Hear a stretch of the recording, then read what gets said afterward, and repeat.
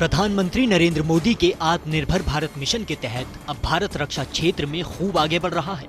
Malaysia जो अपने पुराने लड़ाकू विमानों को रिप्लेस कर रहा है और उसके लिए कई विकल्पों पर गौर भी कर रहा है। अब चर्चा है कि भारत का लाइट कॉम्बैट एयरक्राफ्ट तेजस इस रिप्लेसमेंट के लिए मलेशिया की पहली पसंद बन गया है। इसके लिए भारत की तरफ से मलेशिया को एक पैकेज डील ऑफर की गई है। भारत लाइट कॉम्बैट एयरक्राफ्ट्स के लिए अपनी पहली इंटरनेशनल डील के लिए नजरें गड़ाए हुए था।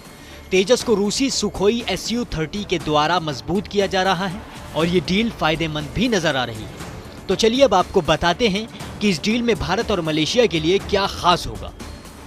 बता दें कि अभी इस डील को लेकर दोनों देशों की तरफ से कोई भी आधिकारिक ऐलान नहीं हुआ है, लेकिन बताया जा रहा है कि ये डील तकरीबन फाइनल फेज में पहुंच चुकी है।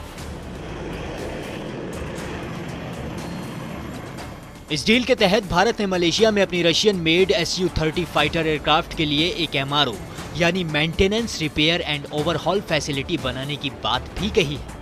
मलेशिया भी रशियन जेट्स का इस्तेमाल करता है, लेकिन रूस यूक्रेन जंग के चलते पश्चिमी देशों की पाबंदियों की वजह से इन लड़ाकू विमानों के पुर्जे रूस से मंगाने में मुश्किल हो रही है। लेकिन इस डील के बाद माना जा रहा है कि मलेशिया की ये मुश्किल भी दूर हो सकती है। HAL के चेयरमैन और मैनेजिंग डायरेक्टर का कहना है कि नेगोशिएशंस फाइनल स्टेज में हैं।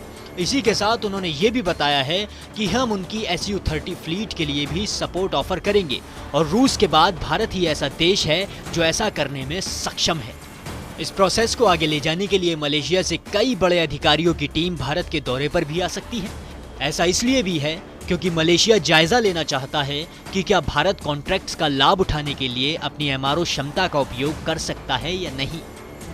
बता दें कि मलेशिया के साथ और भी कई देश अपने एयरक्राफ्ट्स के मेंटेनेंस और ओवरहॉलिंग को लेकर चिंतित हैं।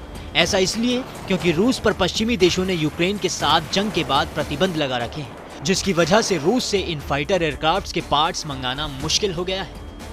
दुनिया भर में बढ़ती लाइट कॉम्बैट एयरक्राफ्ट की डिमांड की नज़र भारत के तेजस पर टिकी हुई है। ग्रेटर मोबिलिटी और कोस्ट इफेक्टिव होने की वजह से हैवी कॉम्बैट एयरक्राफ्ट से लड़ने में LCA ज्यादा बेहतर साबित हो रहा है।